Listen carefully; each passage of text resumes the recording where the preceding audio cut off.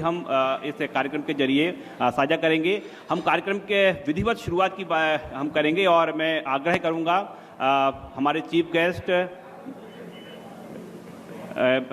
चिकित्सा शिक्षा मंत्री डॉक्टर विश्वास कैलाश सारंग से कि सर आए और दीप प्रज्वलित करें। साथ ही मैं आग्रह करूंगा अजय बिश्नोई जी जो कि स्वास्थ्य के क्षेत्र में साथ में रहे हैं। साथ ही हम अशोक रोहानी जी जो एमएलए हैं हम उनसे भी आग्रह करेंगे कृपया आएँ और दीप प्रज्वलित करें। साथ ही मैं आग्रह करूंगा बहुत बहुत धन्यवाद। हमारे तमाम अतिथि यहाँ पर पहुँच चुके हैं। साथ ही सोनू बचवानी जी और कमलेश अग्रवाल जी भी यहाँ पर पहुँचे हुए हैं। आपका भी बहुत बहुत स्वागत है।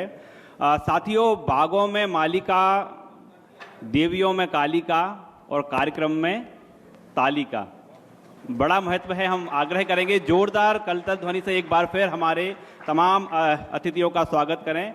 और अब हम जिसका पल का सबको इंतजार है, जो तमाम यहाँ पर सजेशन पहुँचे हैं मध्य प्रदेश सरकार की जो योजनाएं हैं खास तौर पर मेडिकल क्षेत्र को लेकर, और मध्य प्रदेश के चिकित्सा शिक्षा मंत्री विश्वास सारंग यहाँ पर मौजूद हैं। मैं सीधा बिना कोई देरी किए उनसे आग्रह करूँगा कि मंच पर आएँ और मध्य प्रदेश की जो तमाम विषय हैं हम उन पर चर्चा करेंगे। मैं बड़े ही आग्रह के साथ विश्वास कैलाश सारंग जी को मंच पर आमंत्रित करता हूं। हमारे resident editor news 24 Madhya Pradesh Chhattisgarh lalurab.com के संदीप जी से भी मैं आग्रह करता हूं मंच पर आएँ। साथियों, विश्वास जीतना बड़ी बात नहीं है, विश्वास बनाए रखना बड़ी बात है। और ऐसे ही एक विश्वास हैं जो अब मंच पर मौजूद हैं। हम उनसे जिस कॉन्क्लेव को लेकर यहाँ पर पहुँचे हैं, समूचे मध्य प्रदेश में तमाम विषयों को लेकर, जो जन सरोकार को लेकर हम लगातार आप लोगों के बीच, विशेषज्ञों के बीच और सरकार के बीच सेतु का काम कर रहे हैं, उसी कड़ी में आज ये कॉन्क्लेव जबलपुर में आयोजित हो रहा है। और अब मैं आग्रह करूँगा संदीप जी से सीधे चर्चा करेंगे विश्वास कैलाश सारंग से। बहुत शुक्रिया राकेश। और अब वो वक्त है जब हमारे इंतज़ार की घड़ियां ख़त्म हो रही हैं और मध्य प्रदेश के चिकित्सा शिक्षा मंत्री विश्वास सारंग साहब हमारे साथ मौजूद हैं। आग्रह करूंगा तालियां बजाकर माहौल को गर्मजोशी से भर दें। स्वागत करें विश्वास सारंग जी का। विश्वास जी बहुत युवा मंत्री हैं और उत्साह से लबरेज हैं।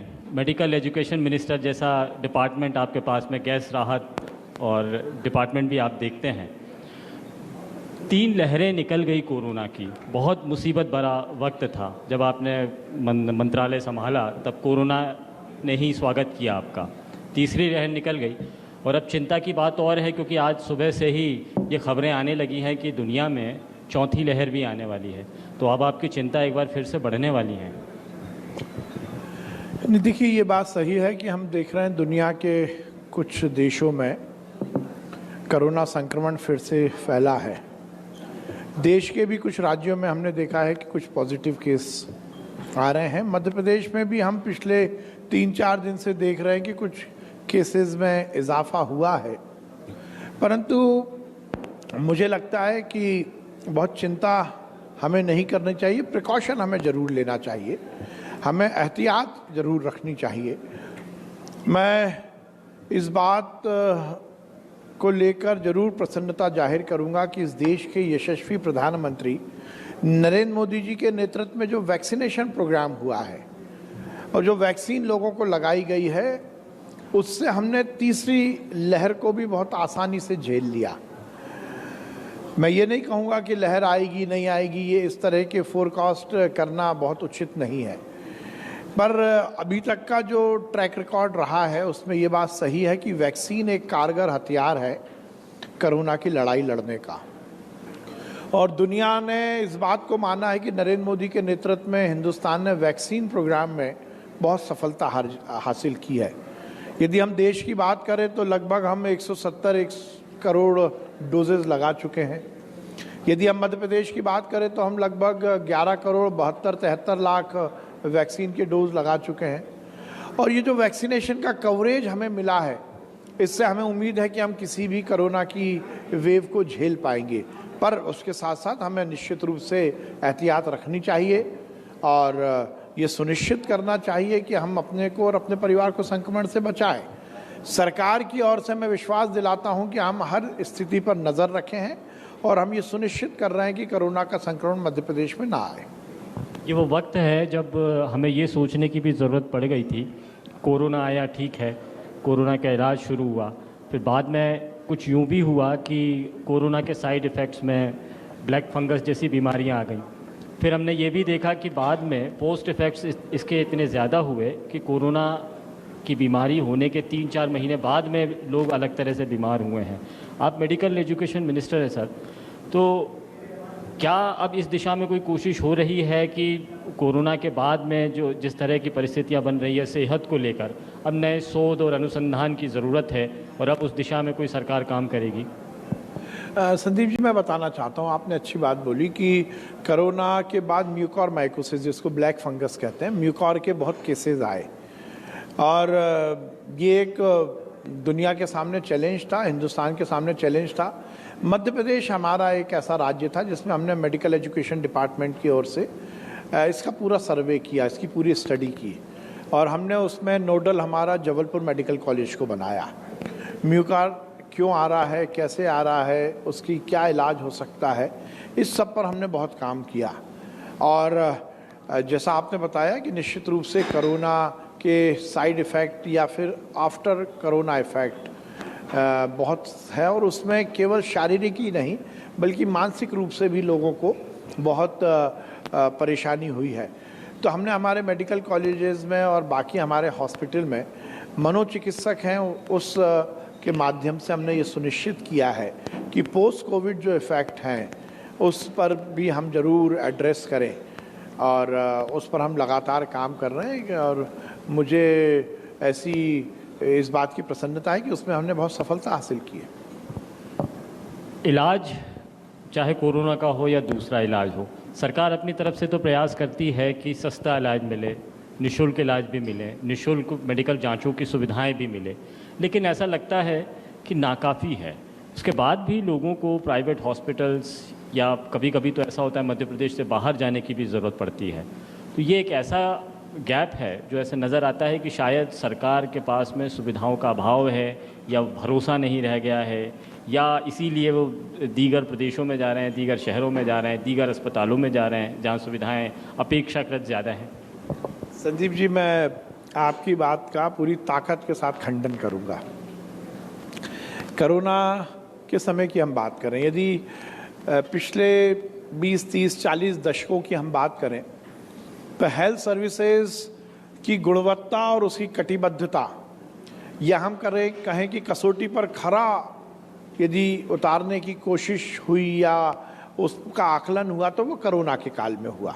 पिछले 40-50 दशकों में ऐसी महामारी नहीं आई और रिकॉर्ड कहता है, चाहे जबलपुर हो, चाहे ग्वालियर का अंचल हो जो कि, या रीवा का अंचल हो, शहडोल का अंचल हो, या फिर हम बोले इंदौर जो कि हमारे पड़ोसी राज्यों की सीमाएं हैं, आप हमारे हॉस्पिटल का रिकॉर्ड उठाकर देखिए।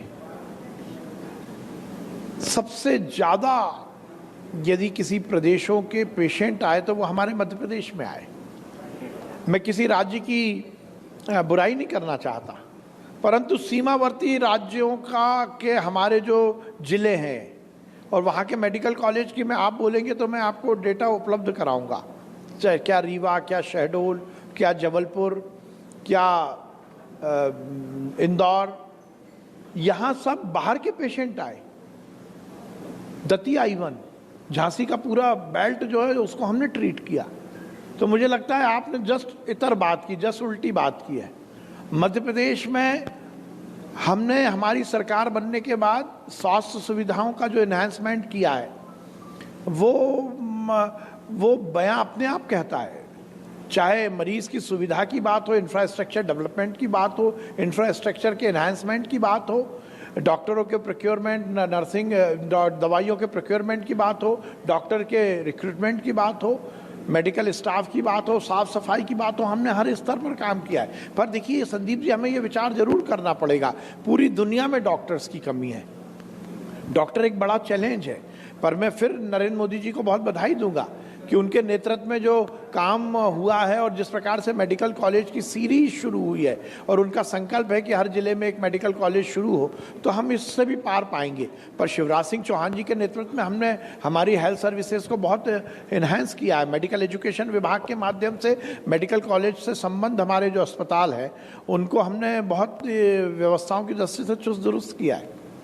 आपने हिंदी में भी मेडिकल एजुकेशन की शुरुआत की है, की बात कही है, और उसमें बहुत सारा काम किया भी है। लेकिन एक आम आदमी को एक ये शक होता है कि हिंदी में मेडिकल की पढ़ाई मुमकिन कैसे होगी।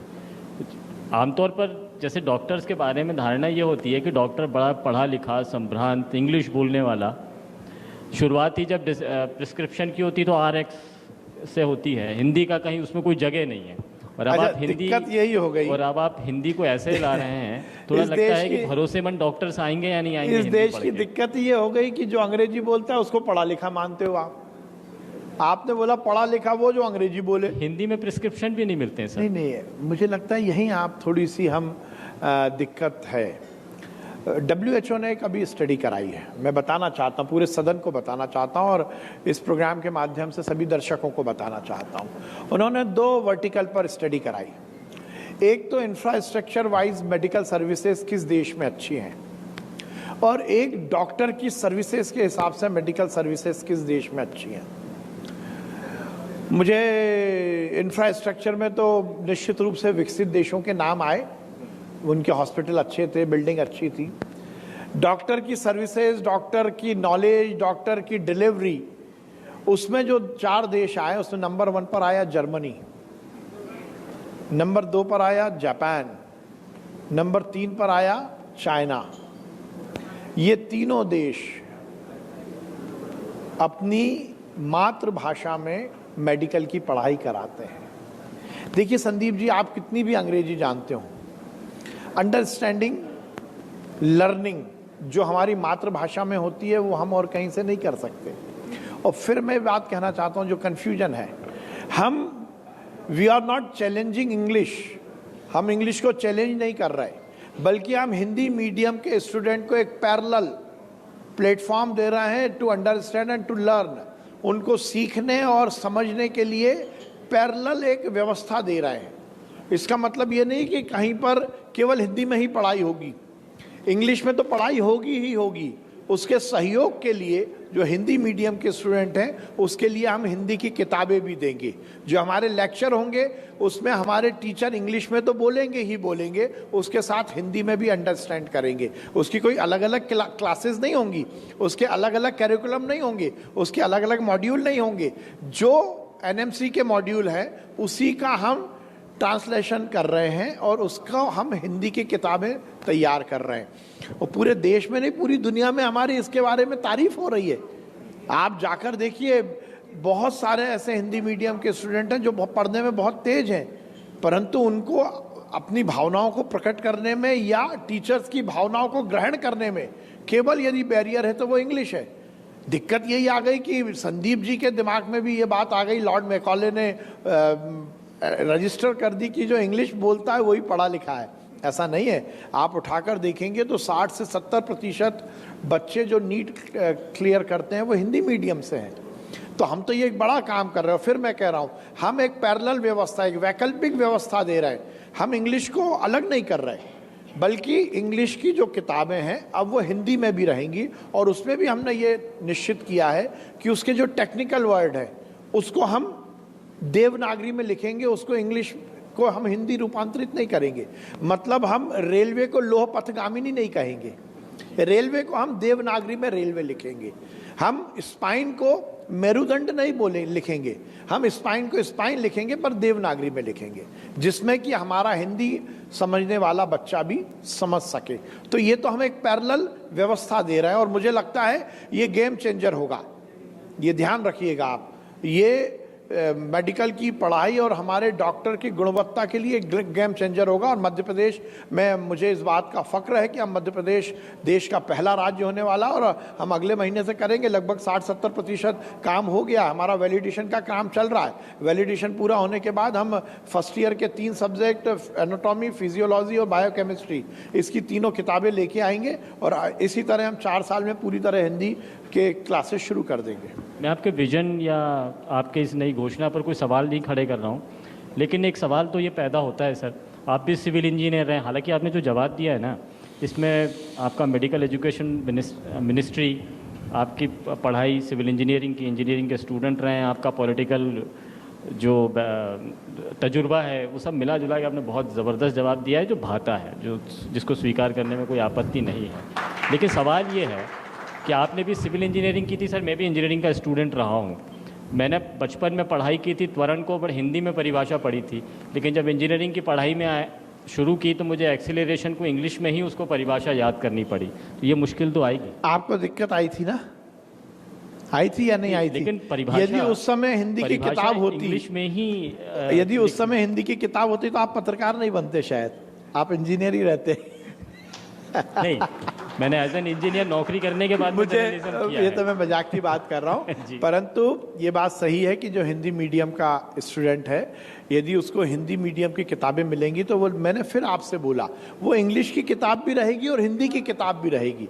ऐसा नहीं है कि इंग्लिश की क्लास अलग लग रही है और हिंदी की क्लास अलग लग रही है, ऐसा नहीं है। क्लास एक होगी, एक ही स्टूडेंट के पास ऑप्शन होगा कि वो उसके पास इंग्लिश की किताब के साथ साथ एक हिंदी की किताब भी होगी, लर्न करने के लिए, अंडरस्टैंड करने के लिए, सीखने के लिए। आपने गवर्नमेंट के प्रयासों की बात की है, लेकिन इंफ्रास्ट्रक्चर आप क्या है, मतलब स्वीकार कर रहे हैं आपकी डॉक्टर्स की कमी है, डॉक्टर्स को लाना बहुत मुश्किल वक्त है। यानी जब मेरे ख्याल से अजय बिश्नोई साहब भी स्वास्थ्य मंत्री थे, तब से ये प्रयास लगातार चल रहे हैं और आप लगातार उस काम को आगे बढ़ा रहे हैं, लेकिन फिर भी कमी बनी हुई है। ऐसा क्यों होता है कि MBBS करने के बाद में जो स्टूडेंट है वो या तो अपना हॉस्पिटल अपना नया शुरू करेगा या किसी बड़े अस्पताल में सेवाएं देना शुरू कर देगा, तो सरकार की तरफ रुख नहीं करता है। और इसकी वजह भी वाजिब है, शायद जितना आमदनी दीगर जगहों से होती है उतना आमदनी के साधन सरकार नहीं दे पाती। और यही वजह है कि आपके जो PHCs हैं, जो प्राइमरी हेल्थ सेंटर्स हैं, गाँव में हैं, इंफ्रास्ट्रक्चर तो पर्याप्त है लेकिन डॉक्टर्स नहीं हैं। नहीं, देखिए, मैंने पहले ही बताया कि ये इसका कारण केवल अर्थ नहीं है, इसका कारण डॉक्टर्स की कमी है।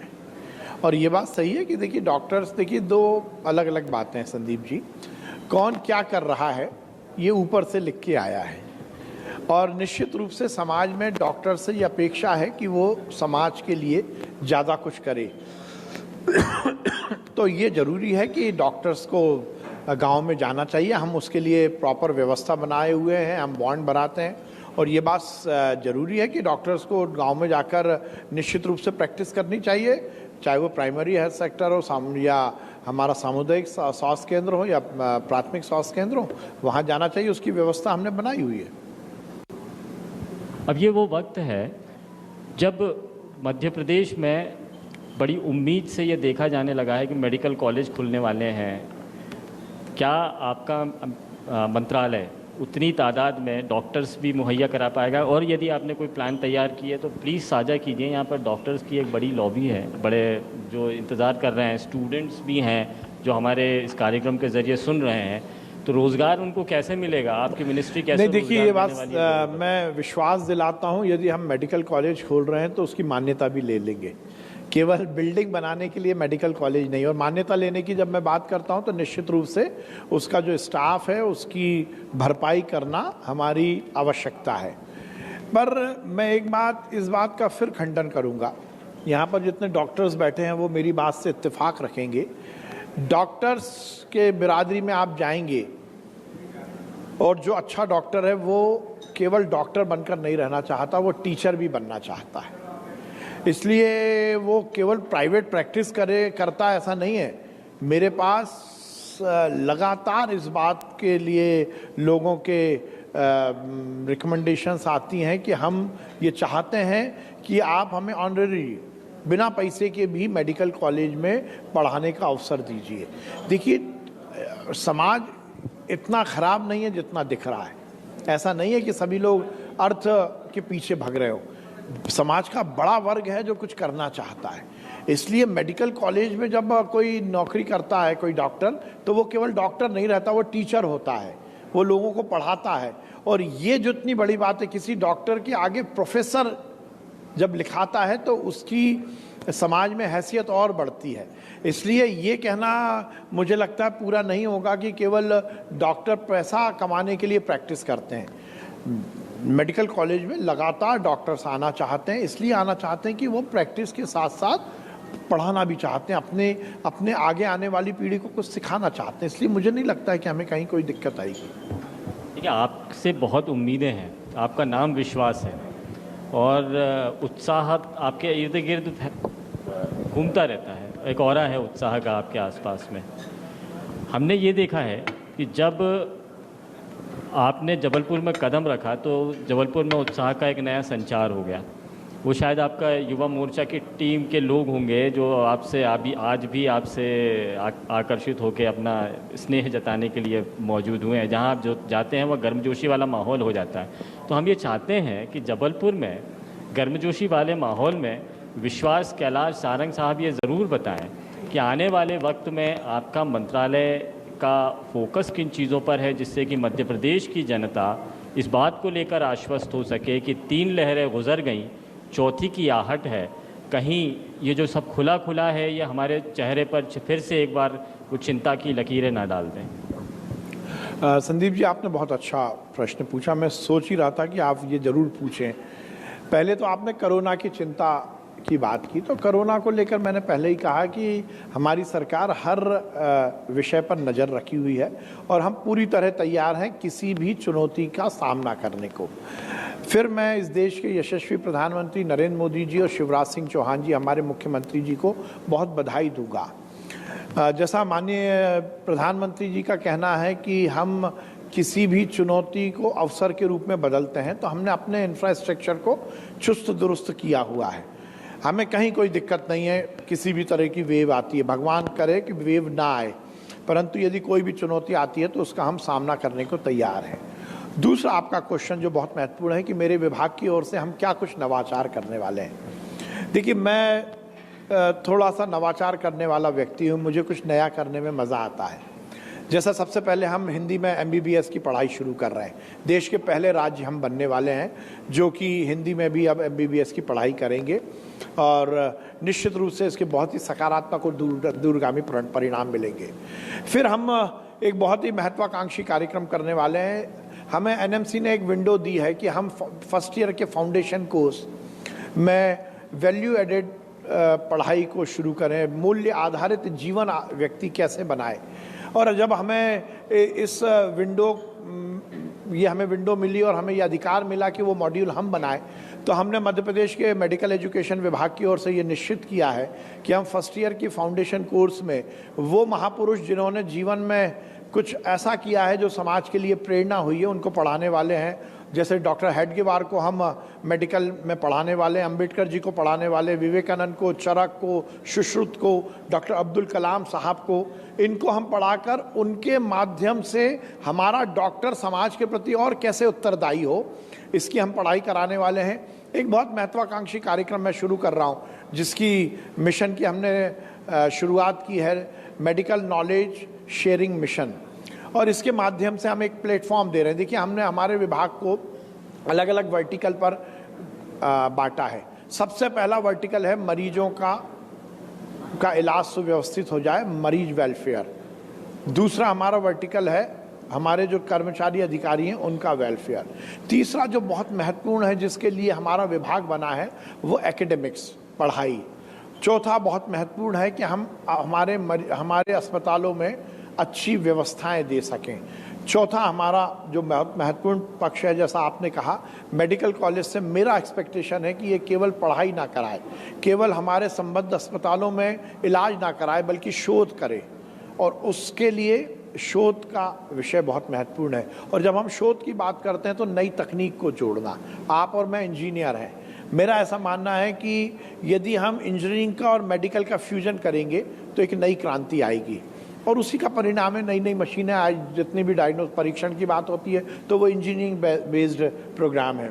तो हमने ये सुनिश्चित किया, हम पहली बार देश में हमने नॉलेज शेयरिंग मिशन की स्थापना की और उसके माध्यम से हम नवाचार कर रहे हैं, एक सीरीज ऑफ इनोवेशंस हम कर रहे हैं। हम देश के पहले राज्य बनने वाले हैं जो medical incubation centre Gandhi medical college में शुरू कर रहा है। अब आप लोग बात सुनेंगे कि मेडिकल इंक्यूबेशन सेंटर क्या होगा, तो जो भी मशीनें हैं उनको हम और किस ढंग से उसमें परिवर्तन करके मरीजों को अच्छा इलाज दे सकते हैं, क्या हमारे बहुत सारे स्टूडेंट्स में नए आइडियाज़ हैं, वो इंक्यूबेट कहाँ करें, तो हम उनको एक मंच दे रहे हैं। हम medical incubation centre Gandhi medical college में हम शुरू कर रहे हैं। पहली बार देश में 3D प्रिंटिंग के माध्यम से हम इलाज करेंगे। 3D प्रिंटिंग एक नई टेक्नोलॉजी है। मशीन लर्निंग और डेटा एनालिसिस के माध्यम से हम मरीजों के डेटा का कलेक्शन करके आगे की हमारी पूरी जो मेडिकल जो हमारे हेल्थ सर्विसेज हैं उसको प्रोवाइड करने की बात करेंगे। हम देश के पहले राज्य हैं जिसने स्टूडेंट वेलफेयर के लिए स्टूडेंट की बीमा योजना शुरू की। हम पहले राज्य हैं जिसने ईज ऑफ हेल्थ सर्विसेज की शुरुआत की। हम पहले राज्य हैं जो मेडिकल कॉलेज में मरीज मित्र योजना लेके आ रहे हैं। मरीज मित्र का मतलब है कि एक वो व्यक्ति जो कि मरीज और डॉक्टर के बीच में सेतु का काम करेगा।